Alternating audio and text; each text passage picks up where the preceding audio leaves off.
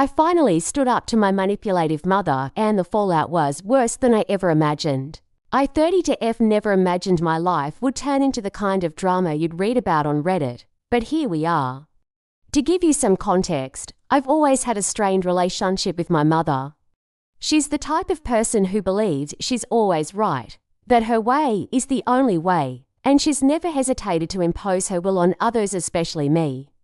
Growing up, I was her puppet. She dictated everything, from the clothes I wore to the friends I made, to the extracurricular activities I participated in. Any attempt to express my individuality was met with harsh criticism or, worse, a passive-aggressive guilt trip about how much she'd sacrificed for me. I can't count the number of times I heard, "After everything I've done for you, this is how you repay me." I never questioned it because, as a kid, you just assume your parents know best. But as I got older, I started to see through the manipulation. By the time I turned 18 and left for college, I thought I was finally free. But distance didn't change anything. If anything, it made her more overbearing. She'd call multiple times a day, interrogating me about my classes, my friends, my plans. If I didn't answer, she'd leave frantic voicemails, accusing me of abandoning her and being ungrateful. My friends couldn't understand why I didn't just cut her off, but it's not that simple. Despite everything, I still loved her. I wanted her approval, her support. I wanted a mother who would be proud of me, who would celebrate my successes instead of tearing me down. But deep down, I knew that wasn't who she was. Fast forward to last year, when I met Mark 35 meters. Mark is the kind of guy you dream about finding: kind, supportive, patient. He's a high school history teacher, and while he's not raking in millions, he's passionate about his work and loves making a difference in his students' lives. When I introduced him to my mom, I hoped she'd see what I saw in him. But of course, she didn't. The first time she met Mark, she barely looked him in the eye. She spent the entire dinner making snide comments about how teaching was a nice hobby, but not a real career. When Mark mentioned that he loved his job because it allowed him to have a balanced life, she shot back, "Well, I guess some people don't have the ambition for anything more." I was mortified, but Mark, bless his heart, handled it with grace. He didn't let her get under his skin, which only seemed to make her angrier. After that dinner, she called me and said, "Honey, you can do so much better. You're successful, beautiful, and smart. Why settle for a teacher?" I told her that Mark made me happy, that he was everything I wanted in a partner, but she just scoffed. "Happiness doesn't pay the bills," she snapped. "You need someone who can take care of you, not someone who's content with mediocrity." That conversation set the tone for the rest of our relationship. Every time I saw her, she'd find some way to belittle Mark or imply that I was making a mistake by staying with him. It got to the point where I started avoiding her calls and making excuses not to see her. I knew it was only a matter of time before she tried something drastic, but I never could have predicted just how far she'd go. When Mark proposed to me last fall, I was over the moon. He took me to the spot where we had our first date, a little park with a gazebo overlooking the city. As the sun set, he got down on one knee and asked me to be his wife. I said yes without hesitation, and for a moment, everything felt perfect. I didn't think about my mother or the inevitable storm that was coming. I just wanted to bask in the happiness of that moment. But reality hit the next day when I called my mom to tell her the news. I tried to stay positive, hoping against hope that she'd surprise me with her reaction. But the second I mentioned the engagement, she went cold. "Oh," she said flatly, "I see. Well, I guess congratulations are in order." I knew better than to take the bait, so I kept it brief and ended the call. I didn't hear from her for a few days after that, which was unusual. Part of me was relieved, but another part of me was anxious. I knew she was plotting something, but I didn't know what. Then, about a week later, she called me out of the blue, her voice dripping with forced sweetness. "Darling, I've been thinking, and I want to help you plan the wedding. It's such an important day, and I want to make sure it's perfect for you." Alarm bells went off in my head, but I was trying to stay optimistic. Maybe, just maybe, she was coming around. Maybe she'd realized that Mark made me happy and was finally ready to be supportive. So, against my better judgment, I agreed. Big mistake. The wedding planning quickly turned into a nightmare. Every decision I made, she had an opinion on, usually a negative one. If I chose a venue, she'd find something wrong with it. If I picked a dress, she'd suggest something more flattering. She even tried to take over the guest list, insisting on inviting people I barely knew and didn't care about.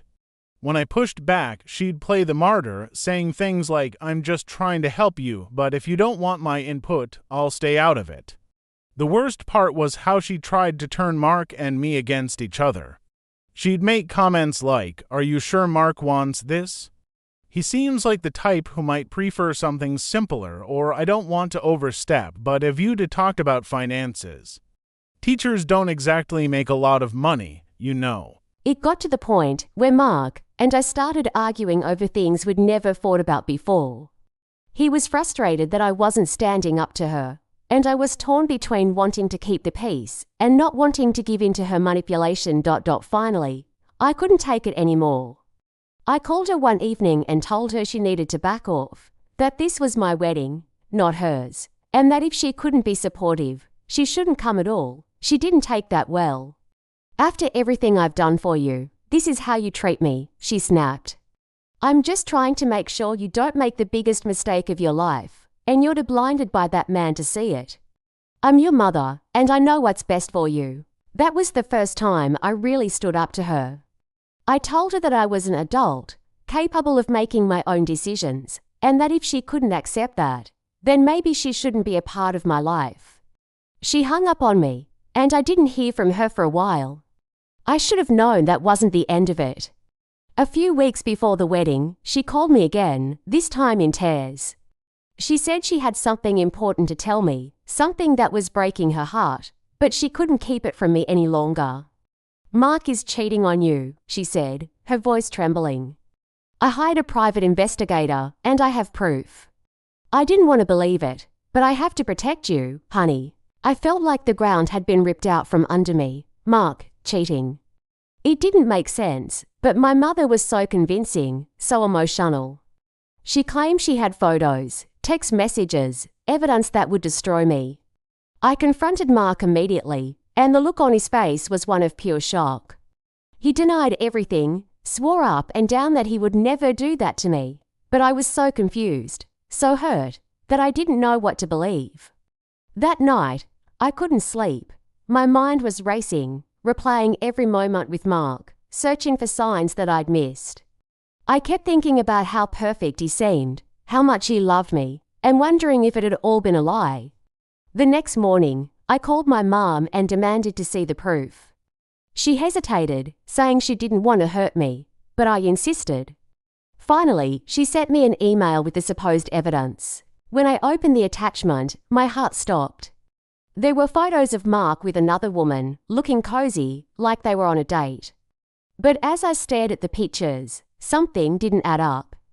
The photos looked old, and when I checked the timestamps, my suspicions were confirmed. They were from years ago, long before Mark and I even met. I felt a mix of relief and rage. Mark wasn't cheating, but my mother had gone to incredible lengths to make me think he was. She'd taken old photos, probably found through some social media sleuthing, and used them to try to destroy my relationship. I confronted her, and she played dumb, saying she must have gotten the dates wrong, that she was just trying to protect me. But I knew better. This was deliberate. She wanted to ruin my wedding, my happiness, because she couldn't stand the thought of me building a life that didn't revolve around her. That was the moment I finally snapped. I told her I was done, that I couldn't have someone so toxic in my life, even if that person was my own mother. I told her that if she couldn't respect my choices and my relationship, then she wouldn't be a part of my life moving forward. She didn't take that well either. She screamed at me, calling me ungrateful, selfish, accusing me of abandoning her after everything she'd done for me. She said I was choosing Mark over her, that I was a horrible daughter, and that I'd regret this for the rest of my life. I hung up on her and blocked her number. For the first time in my life, I felt free, but I also felt an overwhelming sadness, This wasn't how I wanted things to go. I wanted a mother who loved me unconditionally, who supported my decisions, who would be there for me on my wedding day. But I had to accept that she wasn't that person, and she never would be. The weeks leading up to the wedding were a whirlwind of emotions. I was excited to marry Mark, but I couldn't shake the sadness and anger I felt over what had happened with my mom. I didn't want to let her ruin this for me, but the pain was still raw. On the day of the wedding, as I was getting ready, I had a moment of weakness. I almost called her, almost begged her to come, to be my mom for just one day. But I stopped myself. I knew it wouldn't change anything. She wouldn't suddenly become the mother I needed. She'd just use the opportunity to cause more drama. So I pushed those feelings aside and focused on the day ahead. And despite everything, the wedding was beautiful. Mark was everything I needed him to be: steady, loving, supportive. We were surrounded by friends and family who truly cared about us, and for the first time in weeks, I felt at peace. But the peace didn't last long. The day after the wedding, I got a call from my aunt, my mom's sister. She told me that my mother had been spreading lies about me to anyone who would listen, telling people that I'd cut her out of my life because Mark had brainwashed me, that I was ungrateful, that I'd turned my back on my family. She even went as far as to say that Mark had forced me to marry him, that I wasn't really happy, that I was being controlled. It was like a punch to the gut. I'd hoped that by cutting her off, the drama would end, but it was only just beginning. My aunt tried to assure me that no one believed my mother, that everyone knew how she was, but it didn't make it hurt any less. Over the next few months, I tried to move on. Mark and I settled into married life, and I started therapy to deal with the years of emotional abuse and manipulation I'd endured. But the shadow of my mother still loomed over everything. I'd hear from family members who'd spoken to her, telling me about the latest lies she was spreading, the latest attempts to turn people against me. It was exhausting, and there were times when I wondered if I'd made the right decision. Was it worth all this pain and drama? Should I have just tried to keep the peace, let her have her way, if it meant avoiding all this chaos? But then I'd think about the life I was building with Mark, the happiness I felt when I was with him, and I knew I'd made the right choice. It wasn't easy, but it was necessary. I deserved to be happy, to live my life on my own terms, without being controlled by someone else's expectations. It's been 6 months since the wedding, and while things have calmed down a bit, the fallout is still there. My mother and I haven't spoken, and I don't know if we ever will again. Part of me mourns the loss of that relationship, even though I know it was never healthy to begin with.